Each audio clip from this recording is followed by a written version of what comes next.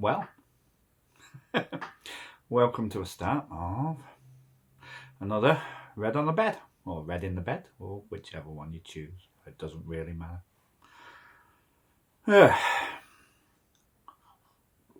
So, what comes now? Liverpool have just lost.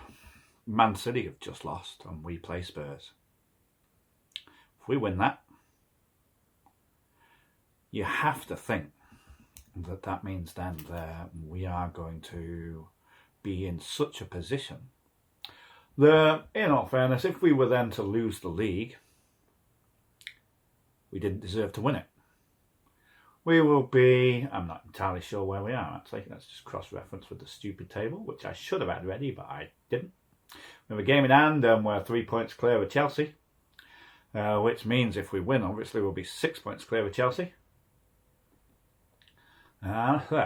7 clear of Man City. Oh dear, my list, that was terrible. And Liverpool aren't even showing up, which is marvellous. Yeah, that would put us 11 points clear of Liverpool. I can work with that. And we should beat Spurs. I think Spurs have only won at Arsenal like once in the past 20 odd matches. So, you know, although statistically that does mean that they've got a higher chance of winning, you would think. Because the run has to end, and that's what happens. That's how statistics work. But again, we've got inordinate amounts of players out, which isn't good.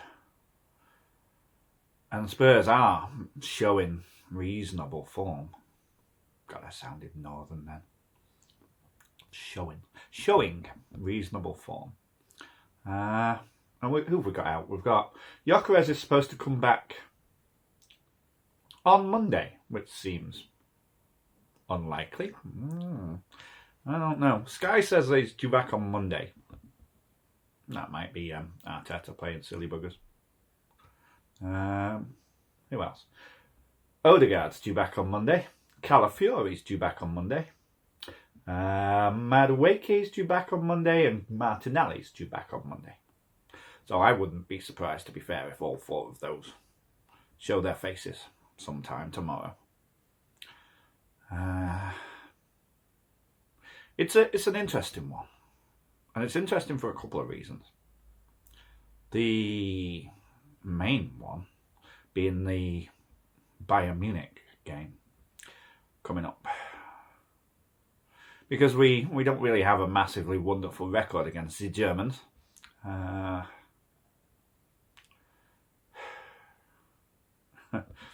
was going to be rude, but thought better of it. Nothing to do with coming on top.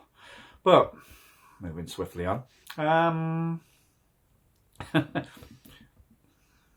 Yeah, that's a curious one, because again, if you look at us, we're first and second in the table with the with the Champions League.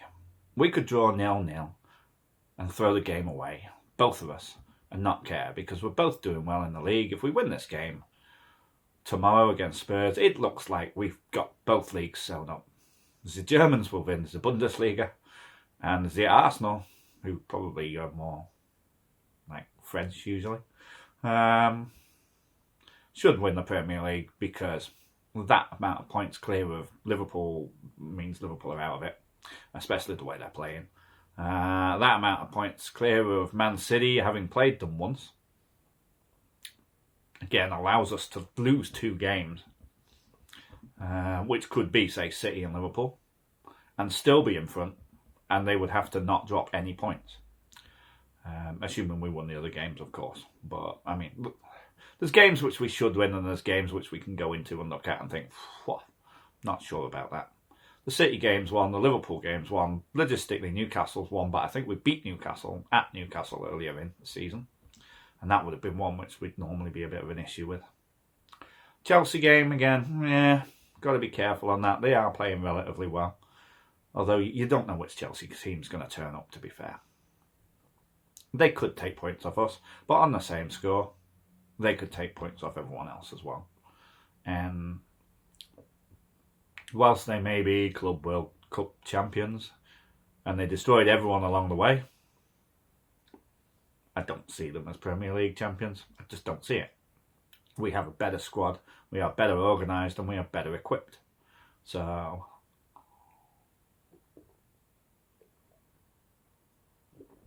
having a Klaus Kellerman moment with drinking the coffee on the television. Well, I suppose it depends on where you watch YouTube. I am on the television, but I'm just on my television. Sorry, distracted. Right, so, yeah.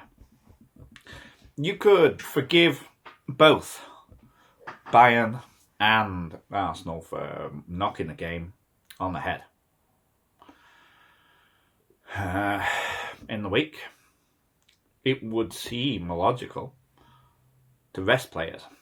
I posted on my Twitter feed that I would expect or hope, certainly, Max Dowman could do with being started for the...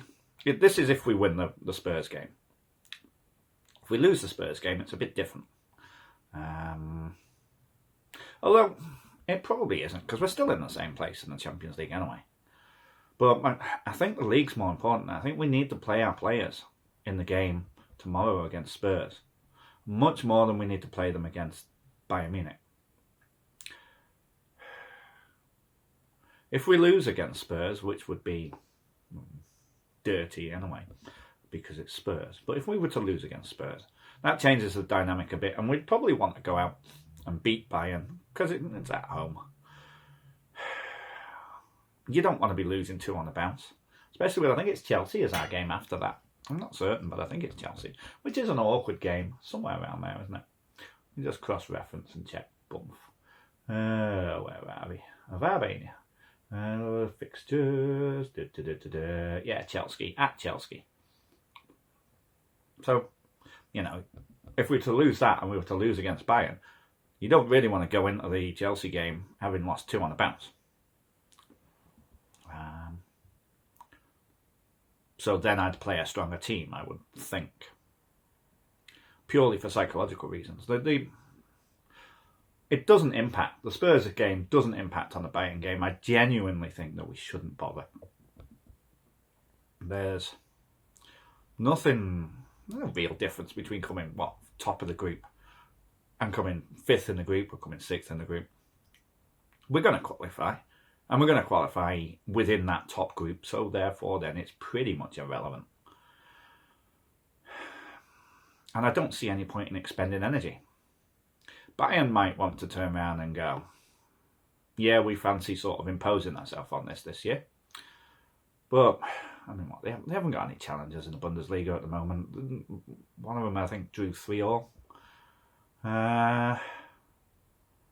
Was it Dortmund? I think Dortmund drew 3-0 today or something like that. Bayern were 2-0 down and won. I think it was 6-2 in the end. You tend to wonder whether or not that might have... It sounds daft, but it might have been done on purpose. They might have sat there and gone, all right, let's boost our motivation by showing people how good we are. And Friesberg, I think it was Friesberg they played, someone like that. They're not anything particularly special, because the German league isn't particularly special. They're okay, you know. They'd do all right in the They'd do all right in the Premier League. They'd do a Fulham or stuff like that. They'd stay in most of the top 5 teams in Germany. Bayern would probably come in the top 4 most of the years, and that would get rid of, I don't know, whomsoever is coming 3rd or 4th. Probably get rid of Spurs, actually.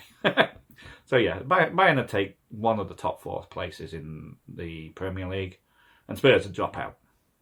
Leverkusen would be fighting for the 4th place. Dortmund might be fighting for the 4th place as well. And the rest are Europa League teams, you know. But that's the same with almost every league. Paris Saint-Germain would be in the top 4 probably in UK. In England, sorry. Who else then? I don't see Monaco or Lille breaking into the top 4 and displacing, say, Arsenal, Man City or Liverpool. the same really with Inter and Napoli. Inter and Napoli would be fighting for third or fourth. So yeah, Bayern might just want to put a stamp on it and say, yeah, all right, Arsenal are the favourites for the Champions League this year. Go in and put a stamp on it and go, all right, we've just beaten them. But it's meaningless because we beat Paris Saint-Germain in exactly the same time this time last year. No one even batted an eyelid when we slaughtered them. We were all over them. I think it was 2-0, but it was much better than that. And so the result's insignificant. It's going to all be about the Spurs game, really and truly.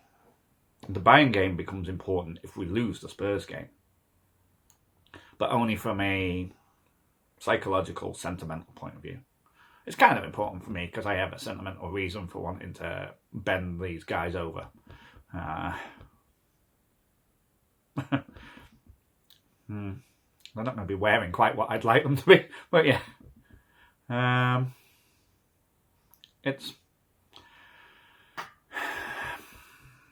I want to put weight on the Bayern game, but I can't bring myself to do it because it's a dead rubber game. And that's not me preparing to lose because I nearly said Highbury then, but I regressed. We're at the Emirates and we tend not to lose there anyway. We've had a pretty good record there against most people, both in Europe and at home. But it's just, I'm using the phraseology dead rubber a lot. And as I said on Twitter, I think it could be again. It could be somewhere where you blood someone like Max Dowman properly in there. Maybe give Martinelli the run out because the Martinelli injury, which has been sitting there, has been an issue for a while. I appear to have somehow managed to have killed the injury list which I had, which is irritating. Where did that go?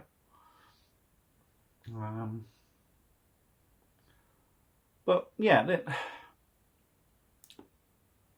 Madueke's due back. I think Madueke would do some good, getting himself some minutes. When he came on and when he's played for Arsenal, he's looked good.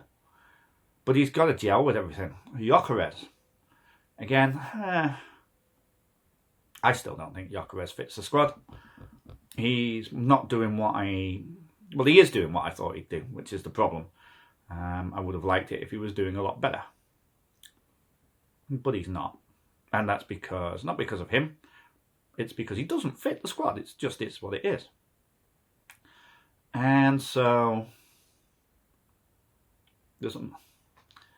I genuinely don't think there's going to be anything which we can do about that as a team. I think that it's a little bit like how Pep had to change things with Haaland.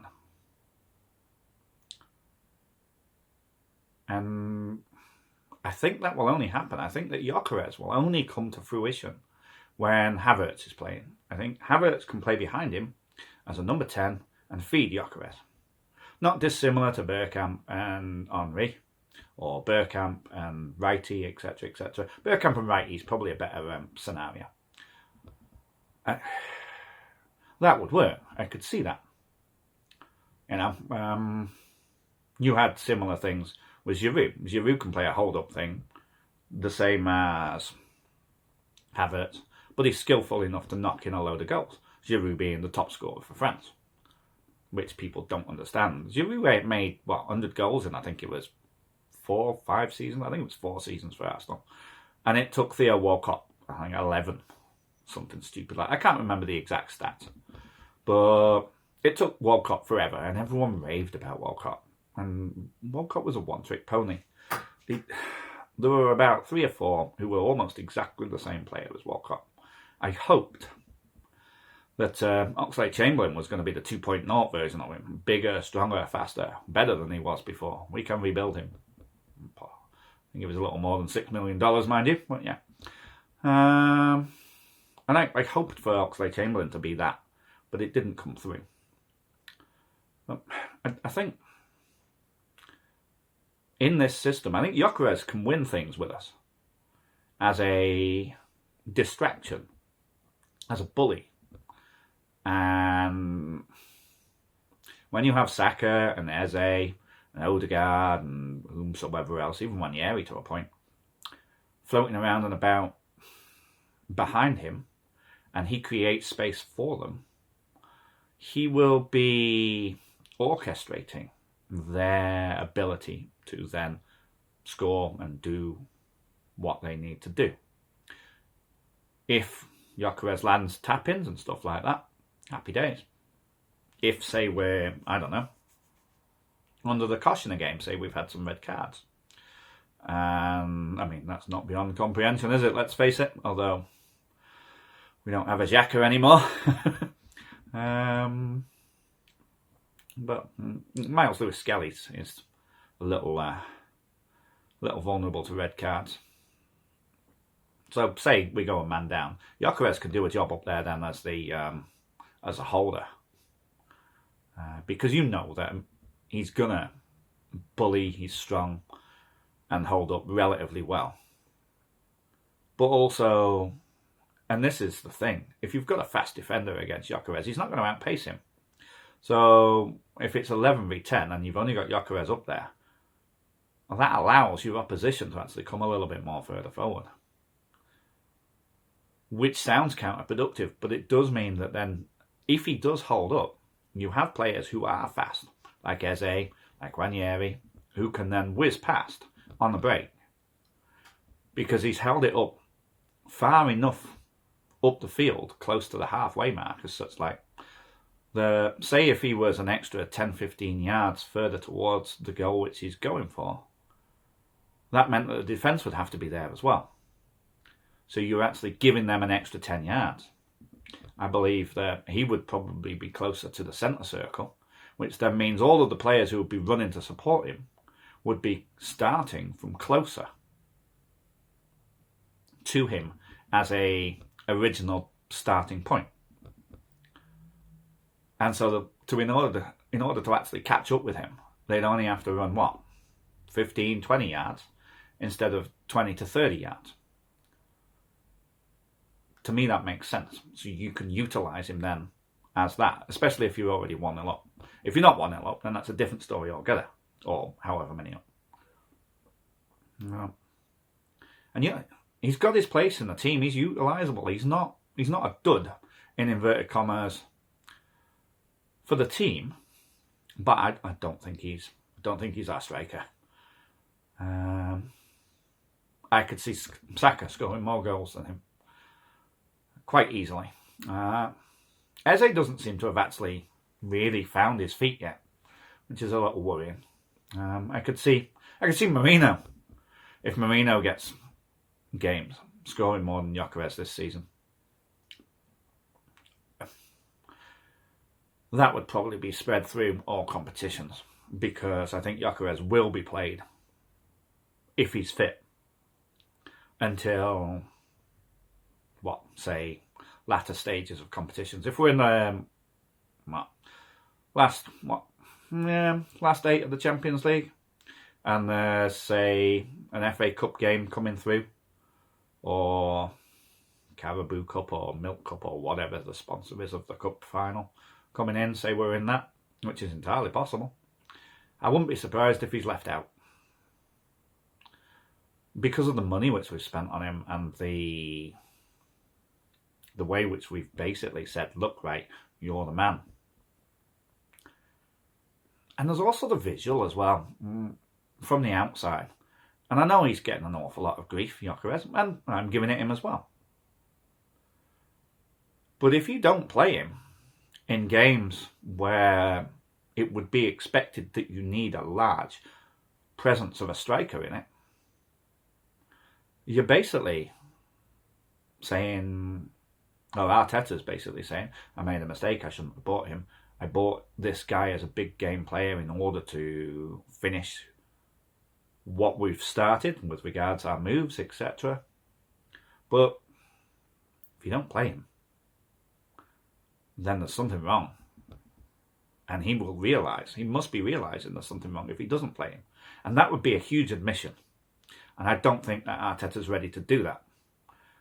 He's been interested in his treatment of Lewis Skelly again. He's not got games, but there again, Calafiore's hard to throw out the team. They will get games like I say, the Bayern Munich game. I think Lewis Skelly should start the Bayern Munich game. I would not be surprised to see Max Dowman start the Bayern Munich game.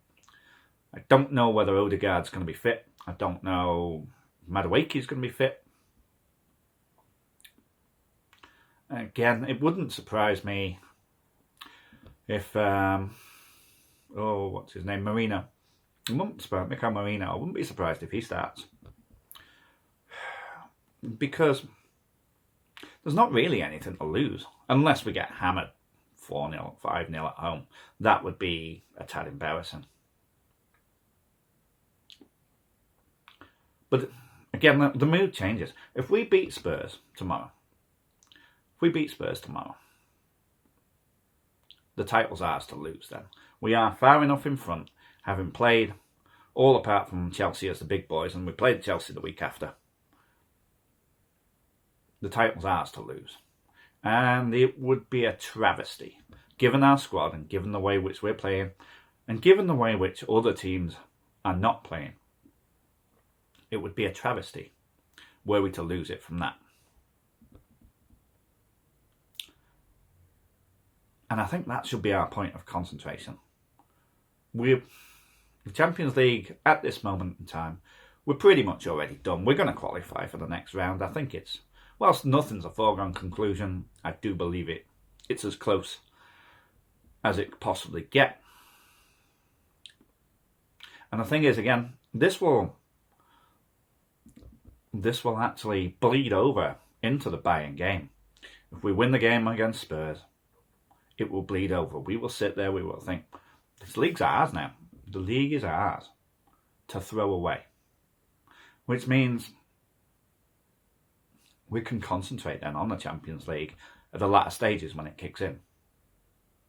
Because by the time we get through to those stages, we could well be enough of a distance in front in the league. I mean, 7 points is enough of a distance, really, to be fair. Knowing that we've already played City and Liverpool.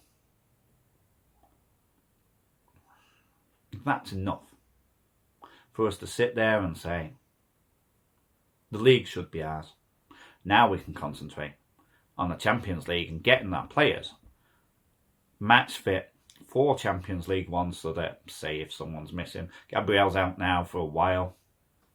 If we were to lose Saliba, we need your other defenders up and running for him. I can't even pronounce him. Cappy, I think his name is. He should be in and ready. I've forgotten what the other guy's name is, which is terrible, I know. And he'll probably start tomorrow as well. And I should know this, but I honestly cannot remember. What's his name? I don't know. I haven't even got a squad up there now, which is irritating. 1 second. List me the Arsenal first team players. Thank you very much. See, again, that's the thing. I'd play Kepa tomorrow. Not tomorrow, against Bayern. I'd play Kepa without thinking about it. Mosquera, I would probably expect to start tomorrow. It's between Mosquera and Hincapié. You would think. They're both good players. But you need to get the thing working with Saliba. Because they're going to be doing it again against Chelsea. And the game tomorrow, the Spurs game and the Chelsea game are bigger than the Bayern game. I believe, anyway. Norgard as well. Norgard's played really well for us when he started. He looks like a fantastic sort of like utility. He looks like Jorginho, only younger, much more pleased to be playing for us because it's his dream move. He's gone to a massive club at the latter stages of his career, something which he didn't believe he was going to do, and he's producing. So he's motivated, and that's something which is important. And what have you got?